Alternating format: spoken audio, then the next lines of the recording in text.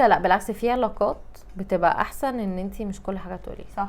لان بصي هي في حاجه دايما كده اهالينا والناس الكبيره بتقولها، اللي هو انتي ما تضمنيش نفوس الاشخاص، فما تضمنيش هو دلوقتي ممكن يبقى حد كويس جدا وما يعيبكيش، ما تضمنيش قدام ممكن يعيبك في حاجه حصلت في اهلك انت حكيتيها له، ممكن يعيبك. ايوه يمكن انا وجهة نظري في الموضوع ده يمكن اكتر، لو احنا هنفترض ان احنا بنحسن الظن، يعني انه حتى لو هو مش هيأذيكي انت بتموف اون من الحاجات اللي انت بتحكيها له، بس هو عمره ما بيموف. ما هو ثانيه، ما هي دي نفس الكونسبت على فكره مع الامهات والابهات والاخوات والصحاب.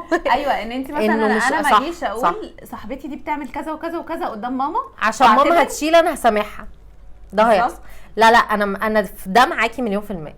يعني انا فعلا كلامي كله مع مهند انه انا زعلانه بالظبط، بس الشخص مش وحش، بس انا زعلانه. أيوة لانه هو عارف ان انا ممكن عادي حاجه تأفور معايا دلوقتي انت اللي بس قدامها بس قدامها عادي. لكن لو في حاجه هي فعلا الموضوع كومبليتلي واضح ان اللي قدامي ده لا هو ضرني جدا، اللي هو الناس بقى اللي هي بتأذي، لا خلاص اكرههم، انا كمان كرهاه، صباح الفل نكره احنا الاثنين مش فارقه، فاهمه؟